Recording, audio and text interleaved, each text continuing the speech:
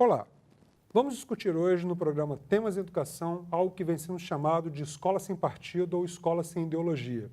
Há uma série de projetos tramitando em câmaras municipais, assembleias legislativas, na Câmara e no Senado, querendo propor uma grande mudança nas bases da educação nacional, inserindo algo que não vem sendo muito bem aceito por quem entende educação, na verdade, os educadores, já que são propostas que limitam a liberdade de expressão e cerceiam, sobretudo, o papel social da escola. E para isso convidamos duas professoras que são do Departamento de Educação da Universidade Federal do Espírito Santo, do Programa de Educação também da Universidade Federal, que são as professoras Janete Magalhães Carvalho e Gilda Cardoso. Ambas trabalham com as áreas de currículo e políticas educacionais. E elas vão poder nos ajudar a melhor compreender essa temática e avançar um pouco mais nesse tema, esclarecendo aquilo que nós precisamos para formar uma consciência mais crítica por meio dos meios de comunicação. Professora Gilda, fala para a gente de onde vem essa origem dessa tal escola sem partido ou escola sem ideologia. E mais, há a possibilidade de ter uma escola sem partido e sem ideologia? Bom, em primeiro lugar, assim, aqui no Brasil, esse movimento assume características muito peculiares. Esse movimento ele foi iniciativa de um advogado chamado Miguel Najib. Ele é apresentado normalmente como, além de advogado, ex-procurador do Estado de São Paulo, ex-assessor do Supremo Tribunal Federal, e normalmente não se faz uma análise sobre a trajetória do Miguel Najib, né? E, na verdade, ele está muito vinculado a instituições, organizações não governamentais vinculadas ao mercado, ao mundo empresarial. Uma delas, que eu posso destacar, é o Instituto Milênio, para o qual ele já escreveu matérias sobre educação e afirmando, então, o valor da educação moral, cívica, religiosa e etc. Quando surgiu esse movimento em 2004, ninguém deu muita importância, porque era outro contexto e parecia, e é algo totalmente sem sentido. Mas, em 2014, o movimento foi ganhando proeminência com a apresentação de projetos de lei no estado do Rio de Janeiro, pela família Bolsonaro. Primeiro foi Flávio Bolsonaro, que assumiu, né, a proposição de um projeto de lei na Assembleia Legislativa do Estado do Rio de Janeiro, e, em seguida, o irmão, Carlos Bolsonaro, entrou com outro projeto similar na Câmara Municipal do Rio de Janeiro. Desde então, o movimento ganha uma proporção grande, tem um site, né, e com modelos de projeto de lei, tanto na esfera municipal quanto estadual e mesmo federal. Há modelos para notificação extrajudicial, né, que os pais podem fazer aos professores, e o que a gente observa é que esse movimento tem crescido em todas as esferas de governo, como você tem dito. No nível federal é o projeto do deputado Idalzi, melhor dizendo, que modifica a LDB. O próprio senador Magno Malta tem um projeto de lei que propõe também modificar a LDB para incorporar essa ideia da escola sem partido. E, no nível municipal, nós temos a iniciativa fracassada, ainda aqui em Vitória, do vereador Ismael, né? Não há possibilidade de uma escola sem partido, porque na dimensão que esse movimento propõe, porque esse movimento é um movimento com partido. Se nós olharmos o perfil dos proponentes, nós vamos observar que são partidos que não são de esquerda, que são partidos que defendem a pena de morte, são partidos que não defendem os direitos humanos, são partidos que são homofóbicos, são partidos, na maioria das vezes, ligados à bancada religiosa e com muitos interesses partidários. Então, a ideia de escola sem partido não existe. É um projeto que, na verdade, tem uma contraproposta a uma educação que nós já vínhamos construindo e de acordo com todos os tratados internacionais que o Brasil vem sendo signatário. Complementando, esse deputado lá, o que propõe a lei federal na Câmara, é dono de escola também. Sim. Então, além de ter essas convergências aí religiosas, né, e ideológicas por trás de tudo isso, Mas essa origem também não nasce no Brasil, né, professora Janete? Tem tradições de outros lugares, né? Tem a origem, né? Existe, inclusive assumido pelo movimento na Escola Sem Partido, uma vinculação direta com o movimento que surge no contexto da Guerra Fria nos Estados Unidos, contra o que era chamado, né, ficou conhecido como caça às bruxas, né, contra o movimento de perseguição ao pensamento de esquerda e, mais especificamente, ao comunismo. Isso se voltou com muita força contra os professores, né? A perseguição contra os professores na década de 50 e 60, tanto os professores do que aqui nós chamaríamos de ensino básico como de ensino superior, foram extremamente perseguidos, demitidos, né? E com a enormidade de perseguições, de suicídios, e ferindo esses professores, né, através da demissão, não apenas na sua liberdade de expressão, mas também na sua liberdade de pensamento, na sua maneira de ser e de estar no mundo. E, inclusive, né, existem vários casos que não seria possível enumerá-los aqui, de desfechos, inclusive trágicos, né, pela impossibilidade de sobrevivência diante da truculência do que ficou conhecido como macartismo. Por que macartismo? Porque o senador Joseph McCarthy foi o idealizador, foi ele que fez a emenda que, pelo Estado de Nova York, passa, então, é aceito pela Suprema Corte e, anos depois, ali mais ou menos em 1957, passa a ser encampado por vários outros estados dos Estados Unidos. O que isso tem a ver com o movimento no Brasil? Eles mesmos afirmam, né, essa relação. Além da afirmação dessa relação, pode-se supor, né, que, como a Gilda já começou a apresentar, que esse movimento ele resultará numa série de perseguições, né, em procedimentos, né, voltados. O próprio site do movimento, né, ele tem um link em que a pessoa pode diretamente fazer a denúncia, obviamente uma denúncia que será encaminhada ao Ministério Público, e nós já temos variados exemplos de perseguições antes da aprovação, né? No estado de Alagoas já foi aprovado. Mas antes da aprovação em nível federal, nós já temos exemplos, como no estado de Santa Catarina, de uma professora processada porque deu apenas uma aula sobre feminismo. Então, é uma perspectiva que não é absolutamente neutra, que é ideológica, e é ideológica num sentido envolve, né, a questão de gênero, envolve a questão patriarcal, envolve a questão colonial, em diferentes aspectos. Eu diria, para resumir, que é um retrocesso da ultradireita, um retrocesso para a sociedade brasileira e a manifestação da ultradireita conservadora no Brasil.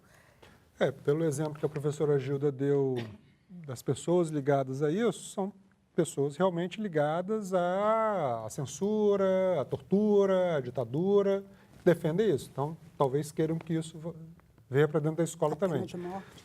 Pena de morte, sim, mas a professora Gilda falou que, felizmente, não andou aqui na cidade de Vitória, mas temos uma cidade no sul do Espírito Santo, que é Cachoeiro, que já se tornou projeto de lei, já tornou lei. Já se tornou lei. E como é que isso tem sido feito, assim, como é que tem sido a reação dentro da escola, como é que os professores podem se comportar em relação a isso?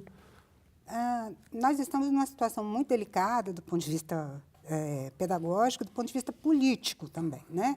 Porque toda a prescrição do movimento Escola Sem Partido é no sentido de que os professores não possam abordar temas políticos, temas relacionados a gênero, né, sexualidade, e, assim, todas as disciplinas, ou a maioria das disciplinas da área de humanas, é impossível você abordar esses temas sem falar de política, né? Imagina uma aula de história em que você tenha que abordar a Revolução Russa sem que a gente fale dos bolcheviques, do interesse de classe, e até usar o marxismo numa determinada circunstância para explicar o movimento da luta de classes. Ou uma aula de ciências que você tenha que abordar a questão do criacionismo versus, né, a ideia de que o homem veio de Adão e Eva, macaco, enfim.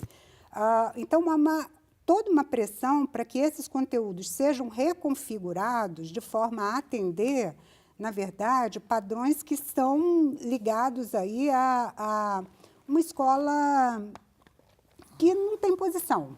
Né? Inclusive, existe um vídeo no YouTube muito engraçado de uma professora que vai falar da abolição da escravatura, por exemplo. Hoje nós vamos falar da suposta escravidão no Brasil.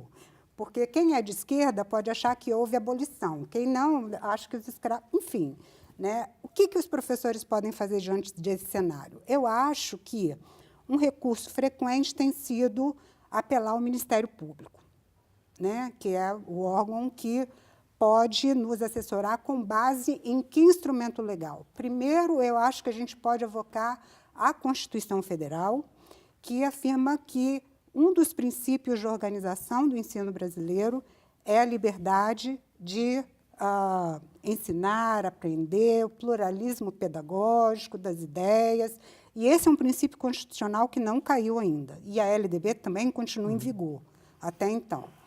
E os outros instrumentos que nós podemos apelar são os tratados internacionais com a Comissão de Direitos Humanos da Organização para as Nações Unidas, da Organização para os Estados Americanos, a OEA, né, que são tratados internacionais dos quais o Brasil é signatário e que estão em vigor ainda. Então, eu acho que a saída é procurar, eu acho que não os professores isoladamente, mas os sindicatos, né, associações de professores, mesmo as comunidades que se sintam diretamente atingidas por isso, procurar o Ministério Público.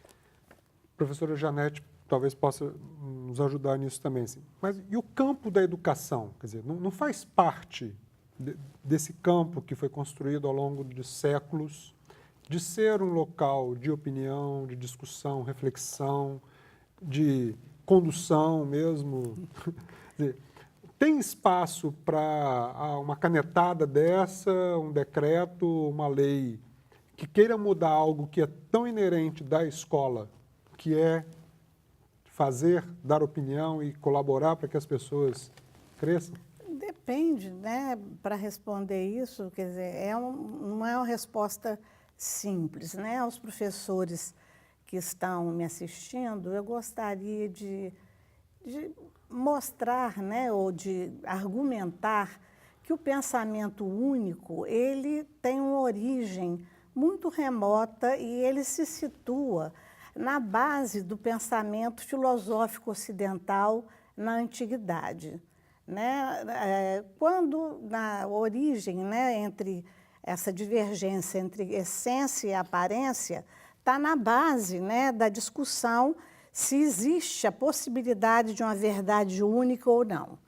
Platão, ao falar, vocês vão dizer, mas você está indo muito longe. Não estou, não. Vocês pensem comigo.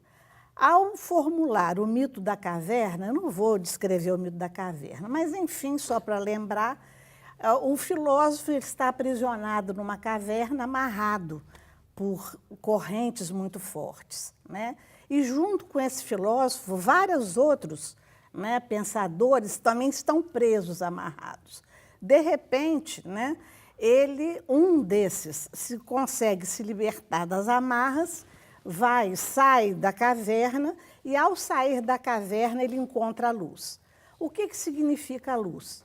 Significa encontrar a identidade perfeita, que em alguns casos é Deus, em outros casos é a mítica religiosa ou mesmo a mitologia científica da verdade pura, da verdade única, da essência da vida. Né? Quem encontrou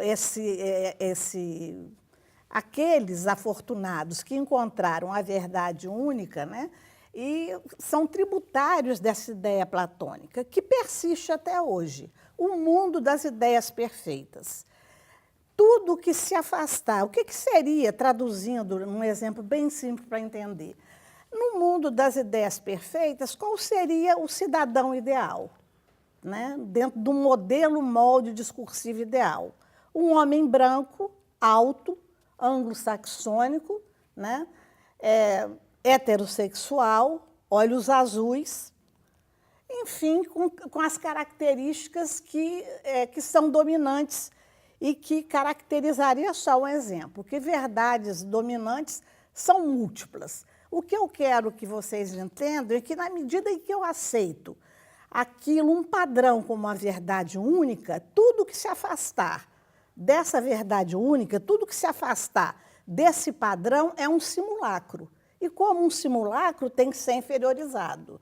Se você é negro, ou mulher, né, ou não corresponde ao modelo de heteronormatividade, né, o seu modelo é de homoafetividade, você será considerado um simulacro, alguma coisa a ser inferiorizada, a ser menosprezada, a ser, enfim, considerada inferior. Quanto maior a distância, para uma compreensão melhor dessa ideia perfeita, quanto maior for distante o simulacro, maior esse fantasma, né, esse estranho ou esse monstro, né, que produz esse estranhamento social, sofrerá as consequências. Por quê? Porque esse mito, né, da identidade única ou da verdade única ignora a multiplicidade, a diversidade que habita, não só a educação, que habitam os mundos possíveis, né, de existência. Isso a gente está vivenciando na sociedade brasileira, nos últimos anos, com uma grande dicotomia, né? Ou é de um lado, ou é de outro lado. Quem é de um grupo é exatamente contra o outro é absurdamente contra o outro. Mas não seria a escola local exatamente para construir pontes e discutir sobre essas temáticas e tal? Me parece que, assim, com uma proposta como essa, é exatamente romper cada vez mais, né? Um que tem a sua verdade, só vai para uma escola onde fala aquela verdade, o outro que tem uma outra verdade, como a senhora colocou, vai para outra escola. Será que a escola é isso? É uma ou é outra? Ou não seria múltiplas, né? Não seria esse espaço da escola? Bom, eu acho que tem um equívoco que é importante, tem vários equívocos dessa proposta. Um dos mais que chamou mais atenção é esse, né? Porque eles ligam essa ideia de escola sem partido à questão da qualidade. A questão da qualidade do ensino está passando muito longe disso.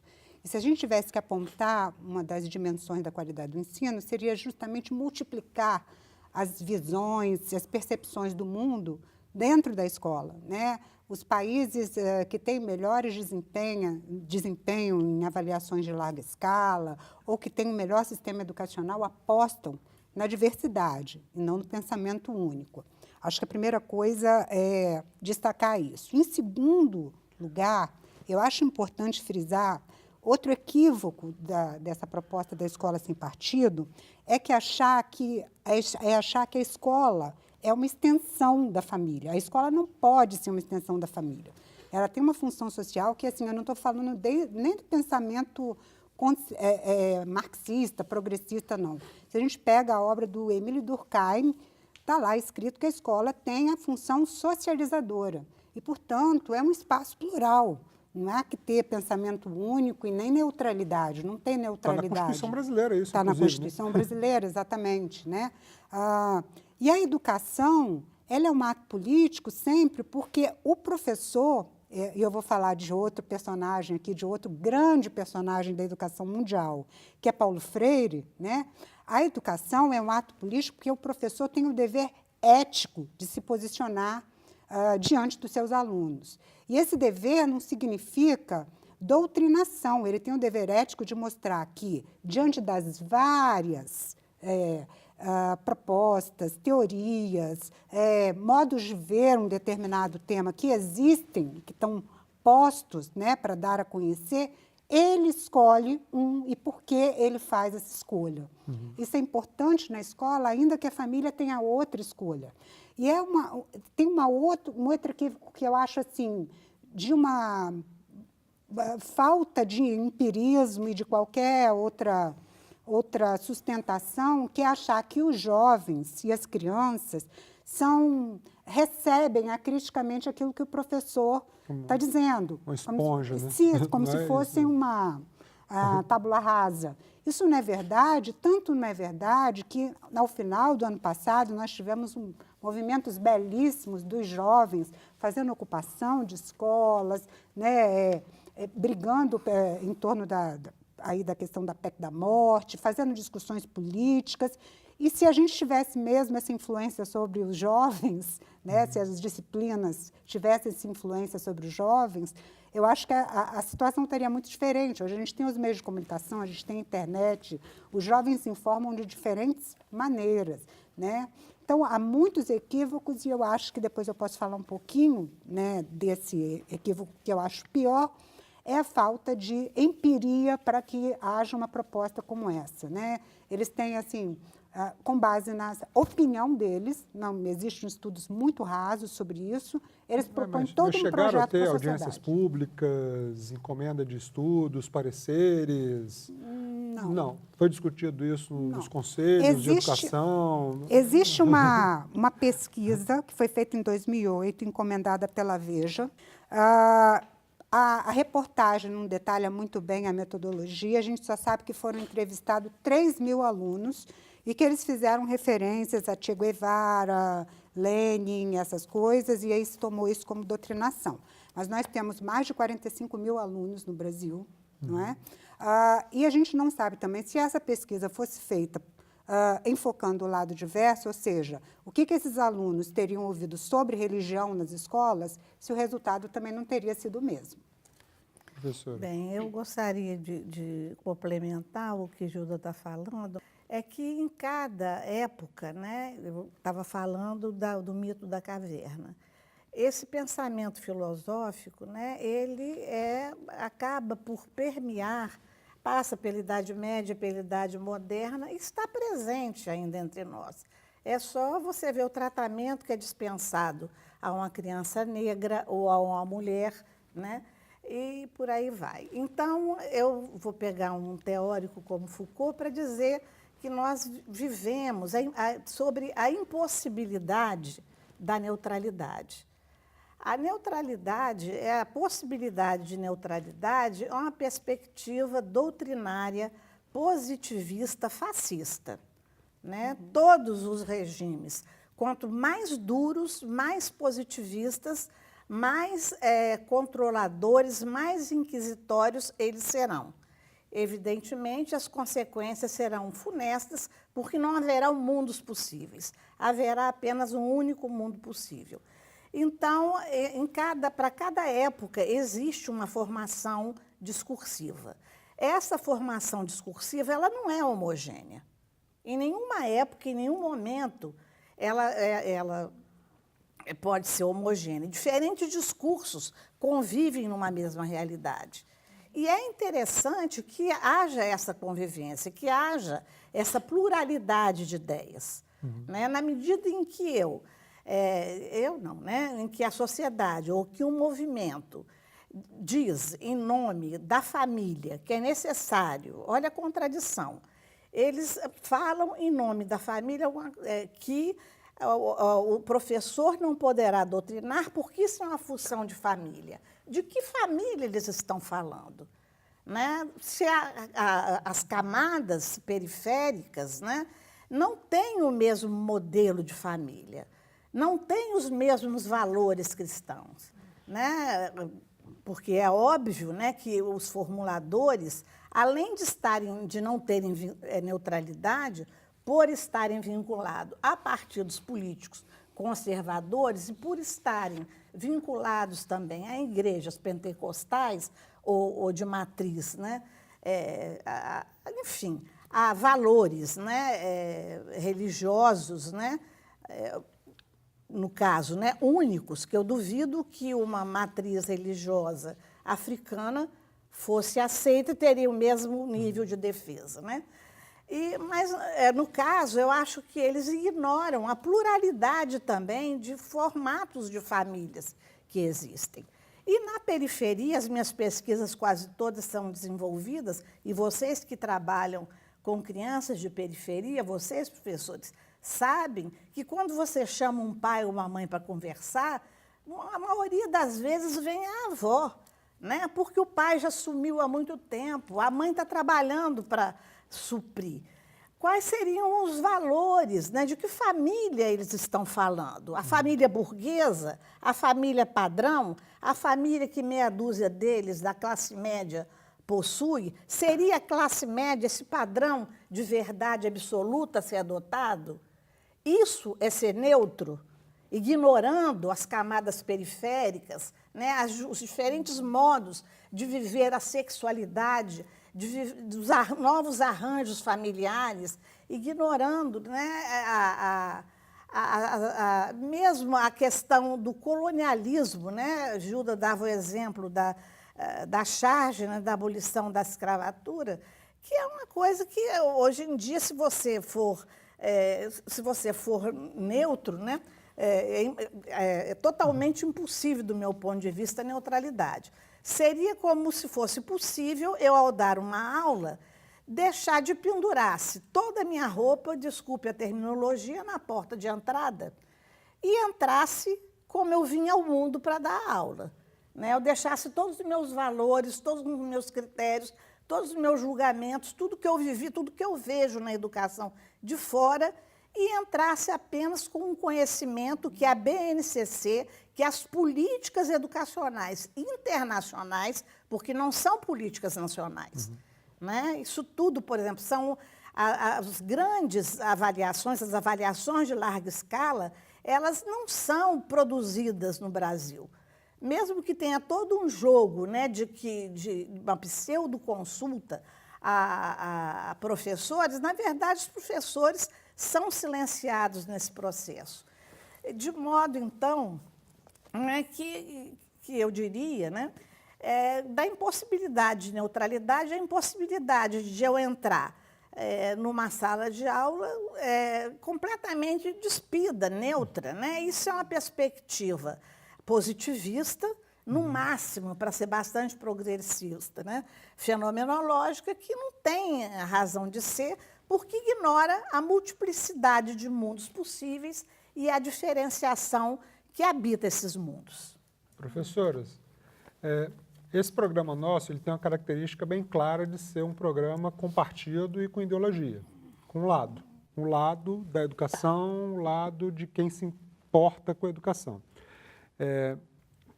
Que conselhos vocês dariam para famílias, professores, estudantes que estão assistindo a gente pela televisão, pela rádio, pelas redes sociais, de que resistência que essas pessoas que realmente fazem educação, que estão nos assistindo, poderiam se posicionar, assim, que partido tomar em relação a essas propostas tão cerceadoras como a Escola Sem Partido. Então, para finalizar, eu queria só uma falinha de vocês duas, como um manual de como resistir. Bom, não sei se tem uma receita pronta, porque o ataque ele é muito virulento em relação ao campo das ideias, inclusive, né? Assim, sobretudo ao campo das ideias, eu diria. Mas eu acho que é primeiro, assim, romper com essa lógica, acho que tanto as famílias quanto os alunos, né, e os professores, de que a escola é uma extensão da família. Não pode ser.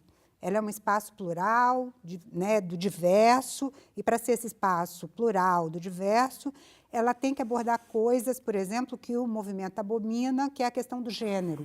Né? O Brasil é um dos países campeões na violência contra a mulher. Né? Não tem como a escola não abordar essa dimensão da violência contra a mulher, não tem como a escola não abordar a violência contra os homossexuais, enfim, né? os grupos minoritários, que a Janete já falou, os periféricos, né, abordar a pobreza, abordar as desigualdades que existem nesse país. Então, a escola tem que ser esse espaço plural. Eu acho que não se consegue fazer frente a esse movimento individualmente, isoladamente, as escolas sozinhas. Então, eu acho importante fortalecer as associações de classe, como sindicatos, associação de pais, né? E, assim, eu acho que a função desse programa, que a grande mídia não vai fazer, é a função de discutir o que é a escola sem partido, até porque ele não se sustenta do ponto de vista empírico, não se sustenta do ponto de vista da sua proposição material, não tem por que essa proposta existir, né? Não tem razão. Eu acho que espaços de debate, de divulgação como esse são importantes. Para além do que eu já mencionei aqui, que eu não vou repetir, que é recorrer sempre ao Ministério Público, recorrer sempre às legislações nacionais, internacionais, né? E eu acho que uma dimensão que está sendo esquecida é procurar mesmo a universidade. Eu acho que a gente pode se sobrecarregar um pouco com isso, mas a universidade ainda é o locus, né, da possibilidade desse espaço de debater, né, ideias, de circulação de ideias. Então, eu acho que vai sobrecarregar um pouco o centro de educação e a universidade, mas eu acho que o centro de educação tem esse dever ético, político, moral, diante da sociedade, do Espírito Santo, da sociedade brasileira, de acolher professores que estejam em situações assim e de caminharmos juntos, porque nós nos colocamos contra qualquer tipo de proposta que venha amordaçar as nossas palavras e enclausurar aquilo que de mais crítico, propositivo e, enfim, moderno a gente conseguiu construir na educação e que está em consonância com todas as declarações de direitos humanos que o Brasil vem sendo signatário nos últimos anos. Professora Janete, que modos de resistência temos? Eu acho, né, que a universidade tem um papel, sim, mas não tão importante como o Gilda vê. Eu acho que os intelectuais, né, eles é uma indignidade falar pelo povo e falar pela linha de frente, que são os professores que estão efetivamente na linha de frente, com a mão na massa e no chão da escola. Cabe resistir, mas a resistência como uma micro-revolução, no sentido que é possível existir de modo diferente através do incremento aos movimentos coletivos. A base está em movimentos coletivos que são engendrados e que, rizomaticamente, em rede, né, vão construindo outros caminhos, outras possibilidades. Eu teria que dizer ainda, né, de que verdade, questionar para finalizar, de que verdade esse projeto de lei está falando. Está falando da identidade religiosa? A gente sabe que não está. Né? Está falando de uma identidade religiosa e não da diferença religiosa. Né? O que eu falei, por exemplo, será que eles defenderiam, né, uma religião de outra matriz? Provavelmente não. Identidade de gênero? Também não. Porque o que eu vejo é a defesa do patriarcado, né? Numa situação em que a mulher, cada vez mais, num estado, principalmente como o nosso, que a mulher é um dos estados mais violentos contra a mulher. Né? Em questão da heteronormatividade, a questão da identidade sexual, também é óbvio, né, que defende um único modelo. E a principal luta deles é moral sexual. O que mais incomoda é a possibilidade do desencaixe do modelo da heteronormatividade, pelo menos no site, é o que me parece. Né? Identidade política, o que eles preconizam, na verdade, é a manutenção do colonialismo. E a manutenção, né, junto com o patriarcado, o colonialismo, o capitalismo na forma do neoliberalismo. O mundo é plural. Ignorar essa pluralidade, né, é impor um padrão único, seja ele curricular, seja ele educacional, seja ele sexual, de que tipo for. Né? Enfim, escola sem partido, do meu ponto de vista, é um neo-macartismo à brasileira. Com tudo que é a brasileira é abrasileirado, né? Fere a liberdade de expressão, fere os direitos sociais, fere os direitos sociais e, principalmente, fere a Constituição do Brasil. Professoras, quero agradecer aqui em nome de toda a equipe que faz esse programa, que é ligado ao Centro de Educação, ligado ao Departamento de Comunicação aqui da Universidade, à TV Universitária. E lembrando, mais uma vez, este é um programa compartido, com opiniões, por isso que a gente sempre quer tentar esclarecer para as pessoas esses temas que ficam obscurecidos pela mídia tradicional ou que são falados de forma tendenciosa pela mídia tradicional. Aqui a gente tem uma tendência também, a tendência de defender a educação. E convido todo mundo que está nos acompanhando pelas redes sociais para assistir ao nosso programa anterior, que foi sobre reforma do ensino médio, já virou lei, sobre os próximos temas que nós vamos abordar. Esse programa vai ser exibido mensalmente, que vai ser literatura e censura, e também sobre questão de gênero na escola. Então, temas que a gente levantou aqui, a gente vai abordar nos próximos programas. Sempre pode ser acessado online, compartilhem isso, está no site do Centro de Educação, do LAUFES, Laboratório da Universidade Federal do Espírito Santo, para a área de educação. Também pela TV Universitária, vocês podem acessar isso, baixem, compartilhem pelo WhatsApp, pelo YouTube, pelo Facebook. E quanto mais gente puder assistir isso que a gente está discutindo aqui, que não vai estar nas páginas dos grandes jornais, não vai estar no Jornal Nacional, mas que é um tema tão importante para quem está lá no chão da escola, para as famílias e, sobretudo, para os estudantes. Então, só agradecer mais uma vez, professora Janete Magalhães Carvalho e a professora Gilda Cardoso por terem compartilhado com a gente essa iniciativa. Muito obrigado, professora. Nós agradecemos a oportunidade.